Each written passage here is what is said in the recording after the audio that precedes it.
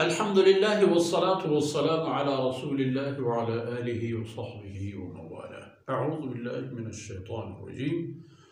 والذين يحاجون في الله من بعد ما استجيب له حجتهم داحضة عند ربهم وعليهم غضب ولهم عذاب شديد. الله الذي أنزل الكتاب بالحق والميزان وما يدريك لعل الساعة قريب. سبحانك لا علم لنا إلا ما علمتنا إنك أنت العليم الحكيم. رب اشرح لي صدري ويسر لي أمري واحلل عقدة من لساني يفقهوا قولي واجعل لي وزيرا من أهلي رب زدني علما وارزقني فهما. ثم أما بعد. گرامی قدر بھائیوں بہنوں اور پیارے بچوں، آن حضرت صلی اللہ علیہ وسلم کی بعثت کے بعد اب کوئی چارہ کار نہیں ہے بنی نوع انسان کے لیے آن حضرت صلی اللہ علیہ وسلم کی اتباع کے بغیر، اور اس کے لیے دنیا کو آن حضرت صلی اللہ علیہ وسلم کی طرف آنا چاہیے اور آپ صلی اللہ علیہ وسلم کی تعلیمات کے علم برداروں کو دنیا کی طرف جانا چاہیے۔ تالی ایک ہاتھ سے نہیں بجتی، ان کو آنا ہوگا اور ہمیں جانا ہوگا۔ ان کو اسلام کی تلاش میں اپنی طاقت صرف کرنی ہوگی اور ہمیں اسلام کے پھیلانے میں اپنی طاقت کپانی ہوگی۔ والذین یحاجون فی اللہ، اور جو لوگ اللہ کے رسول کے ساتھ جھگڑتے ہیں اللہ کے معاملے میں، کوئی میراث دبایا نہیں ہے آپ نے،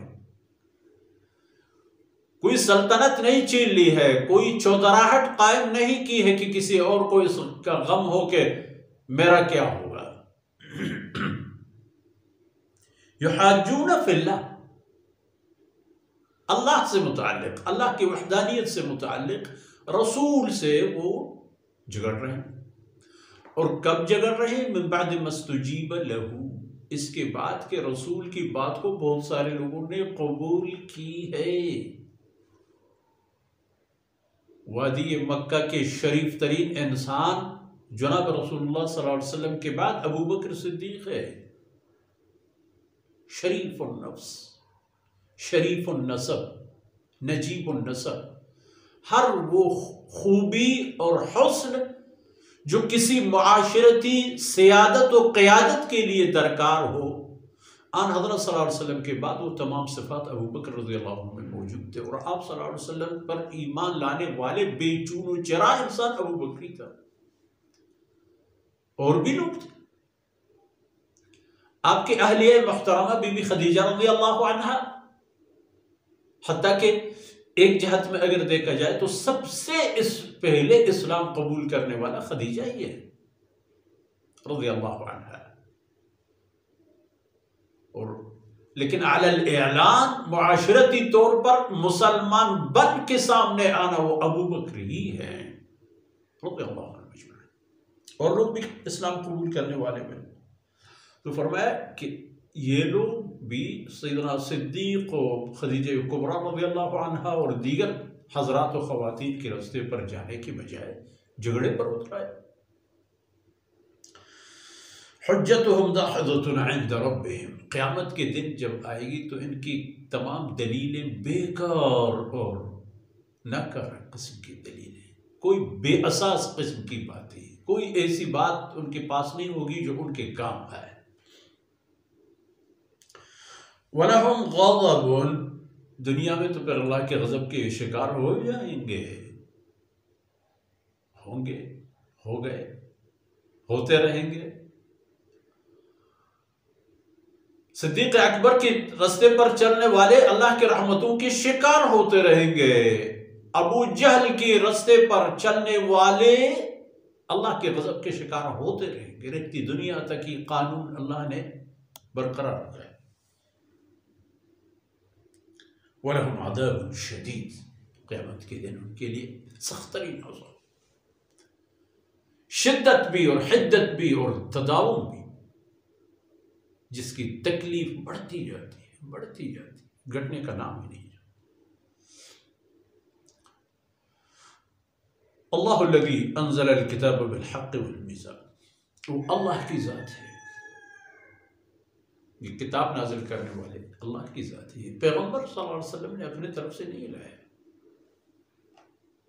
آپ لوگوں نے ان کو دیکھا، 40 سال تک اس نے وہم و گمان میں بھی نہیں تھا، ان کے اپنے وہم و گمان میں بھی نہیں تھا کہ ایک دن میں یہ باتیں کہوں گا، اس جیسی باتیں کہوں گا، اور عوام الناس کے بھی گمان میں نہیں تھا کہ ایک دن یہ محمد جس کو ہم الصادق والامین کے نام سے جانتے ہیں، پہچانتے ہیں، پکارتے ہیں، وہ ایک دن ایسی بڑی بات کہیں گے، قولوا لا الہ الا اللہ۔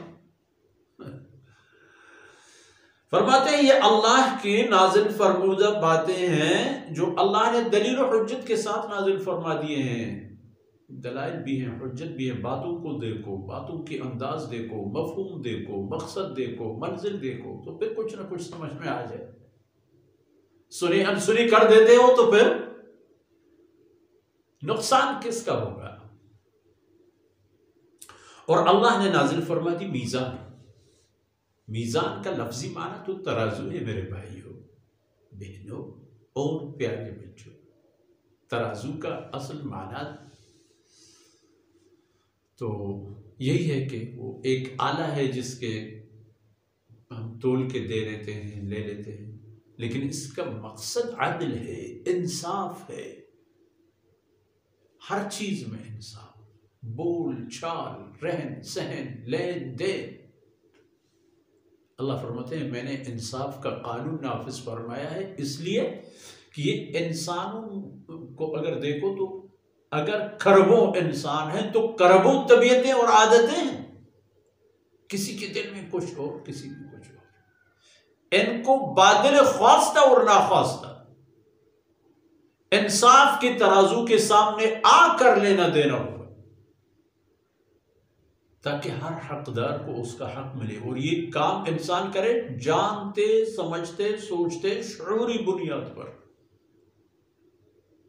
تصادفی بنیاد پر نہیں، بلکہ شعوری طور پر اس کے لیے اپنے آپ کو تیار کرے، لائے، ترازو کے سامنے بٹھائے۔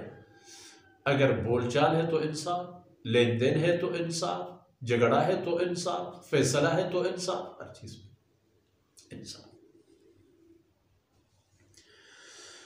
لیکن اصل انصاف تو قیامت کے دن میں ہوگا، اور اصل ترازو تو وہی ہے کہ جو قیامت کے دن جس سے اعمال وزن کیے جائیں گے، وہ کیا پتا تمہیں؟ وما یدرک، آپ کو کیا خبر؟ لعل الساعة قریب، سنتا ہے قیامت تو بہت قریب ہے، یعنی اتنی قریب کہ جس کا تم لوگوں نے سوچا ہی نہیں ہوگا۔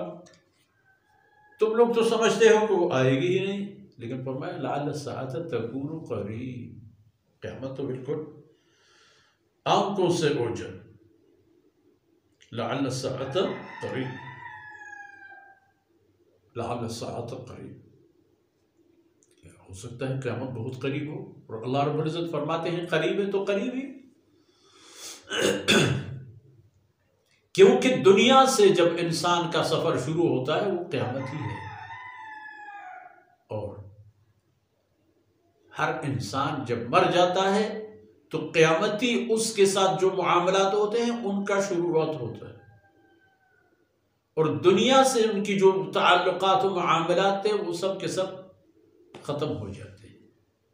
تو اس لیے قیامت کی تیاری کرو، اور ان لوگوں کی طرح نہ ہو جاؤ کہ بغیر حجت و دلیل کے اللہ کے رسول کے ساتھ جھگڑتے ہیں، وہ اس لیے کہ آپ ایک خدا کی بات کرتے ہیں اور ہمارے آباء و اجداد کے رسم و رواج کے خلاف اپنے رب کے قانون کی بات کرتے ہیں۔ یہ بات کرنی ہے، لڑنی ہے، اس کے لیے ان لوگوں کو جو اللہ نے ان کو اس نعمت سے منسلک و مالا مال فرمایا ہے، وہ آگے بڑھیں، دنیا کو روشن کر دیں، دنیا کی تاریکی دور کرنے میں مدد کریں، اور اقوام عالم پر بھی فرض ہے کہ وہ اسلام اور اس کی تعلیمات کو سمجھنے کی کوشش کریں اور اس طرف آ جائیں۔ اور یہ اسلام انسانیت کے لیے ہے، کہ کوئی نسل تھوڑی ہے یہ دنیا میں جس کا نام نسل کی جہت سے مسلمان ہو۔ نسلی مسلمان تو بہت ہیں، لیکن ایک نسل نہیں ہے اسلام تو پوری بنی نوع انسان کو اللہ نے اس نعمت میں جگہ دے دی ہے، اور یہ پوری انسانیت کے لیے ہے۔ ان معروضات کے ساتھ ہی آج کی باتیں اختتام پذیر ہوتی ہیں۔ وصلی اللہ علی نبینا محمد وعلی آلہ وصحبہ اجمعین۔